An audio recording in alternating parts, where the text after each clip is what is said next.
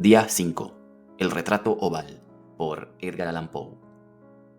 El castillo al cual mi criado se había atrevido a entrar por la fuerza antes de permitir que, gravemente herido como estaba, pasara yo la noche al aire libre, era una de esas construcciones en las que se mezclan la lobreguez y la grandeza, y que durante largo tiempo se han alzado cejijuntas en los Apeninos, tan ciertas en la realidad como en la imaginación de Mrs. Radcliffe. Según toda apariencia, el castillo había sido recién abandonado, aunque temporalmente.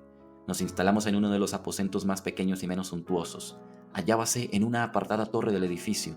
Sus decoraciones eran ricas, pero ajadas y viejas. Colgaban tapices de las paredes que engalanaban cantidad y variedad de trofeos heráldicos, así como un número insólitamente grande de vivaces pinturas modernas en marcos con arabescos de oro.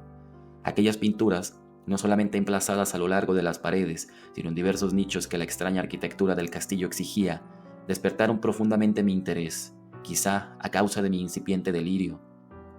Ordené, por lo tanto, a Pedro que cerrara las pesadas persianas del aposento, pues ya era de noche, que encendiera las bujías de un alto candelabro situado a la cabecera de mi lecho y descorriera de par en par las orladas cortinas de terciopelo negro que envolvían la cama.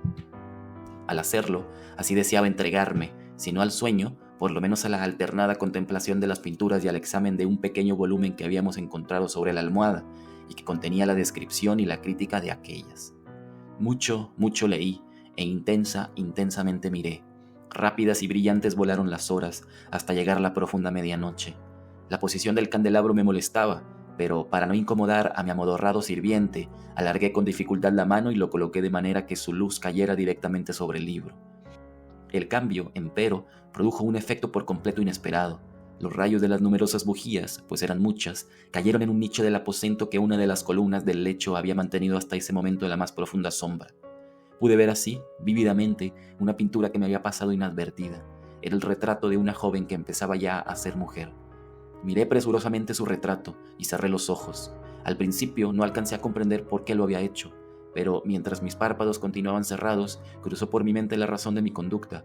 Era un movimiento impulsivo a fin de ganar tiempo para pensar, para asegurarme de que mi visión no me había engañado, para calmar y someter mi fantasía antes de otra contemplación más serena y más segura. Instantes después, volví a mirar fijamente la pintura. Ya no podía ni quería dudar de que estaba viendo bien, puesto que el primer destello de las bujías sobre aquella tela había disipado la soñolienta modorra que pesaba sobre mis sentidos, devolviéndome al punto a la vigilia. Como ya he dicho, el retrato representaba a una mujer joven. Solo abarcaba la cabeza y los hombros, pintados de la manera que técnicamente se denomina vignette y que se parece mucho al estilo de las cabezas favoritas de Sully.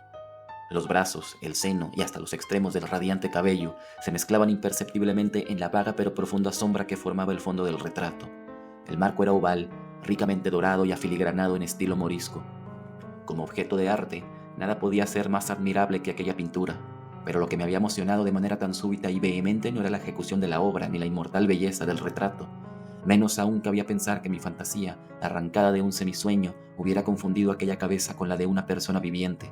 Inmediatamente vi que las peculiaridades del diseño, de la viñeta y del marco tenían que haber repelido semejante idea, impidiendo incluso que persistiera un solo instante.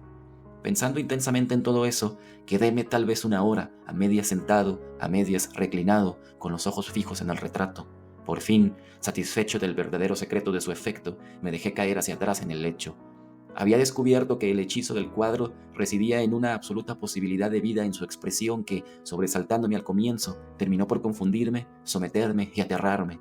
Con profundo y reverendo respeto, volví a colocar el candelabro en su posición anterior. Alejada así de mi vista la causa de mi honda agitación, busqué vivamente el volumen que se ocupaba de las pinturas y su historia. Abriéndolo en el número que designaba el retrato oval, leí en él las vagas y extrañas palabras que siguen. Era una virgen de singular hermosura y tan encantadora como alegre, aciaga la hora en que vio y amó y desposó al pintor. Él, apasionado, estudioso, austero, tenía ya una prometida en el arte. Ella, una virgen de sin igual hermosura y tan encantadora como alegre, toda luz y sonrisas, y traviesa como un cervatillo, amándolo y mimándolo, y odiando tan solo al arte, que era su rival, temiendo tan solo la paleta, los pinceles y los restantes enojosos instrumentos que la privaban de la contemplación de su amante. Así, para la dama, cosa terrible fue oír hablar al pintor de su deseo de retratarla, pero era humilde y obediente, y durante muchas semanas posó dócilmente en el oscuro y elevado aposento de la torre, donde solo desde lo alto caía la luz sobre la pálida tela. Mas él, el pintor, gloriábase de su trabajo, que avanzaba hora a hora y día a día. Y era un hombre apasionado, violento y taciturno, que se perdía en sus ensueños, tanto que no quería ver cómo esa luz que entraba, lívida, en la torre solitaria, marchitaba la salud y la vivacidad de su esposa, que se consumía a la vista de todos, salvo de la suya. Mas ella seguía sonriendo, sin exhalar queja alguna, pues veía que el pintor, cuya nombradía era alta, trabajaba con un placer fervoroso y ardiente, bregando noche y día para pintar a aquella que tanto le amaba y que, sin embargo, seguía cada vez más desanimada y débil. Y, en verdad, algunos que contemplaban el retrato hablaban en voz baja de su parecido como de una asombrosa maravilla y una prueba tanto de la excelencia del artista como de su profundo amor por aquella a quien representaba de manera tan insuperable. Pero a la larga, a medida que el trabajo se acercaba a su conclusión, nadie fue admitido ya en la torre, pues el pintor habíase exaltado en el ardor de su trabajo y apenas se apartaba los ojos de la tela, incluso para mirar el rostro de su esposa. Y no quería ver que los tintes que esparcía en la tela eran extraídos de las mejillas de aquella mujer sentada a su lado. Y cuando pasaron muchas semanas y poco quedaba por hacer, salvo una pincelada en la boca y un matiz en los ojos, el espíritu de la dama osciló, vacilante como la llama en el tubo de la lámpara, y entonces la pincelada fue puesta y aplicado el matiz, y durante un momento el pintor quedó en trance frente a la obra cumplida. Pero cuando estaba mirándola, púsose pálido y tembló mientras gritaba: «Ciertamente, esta es la vida misma», y volvióse de improviso para mirar a su amada. Estaba muerta.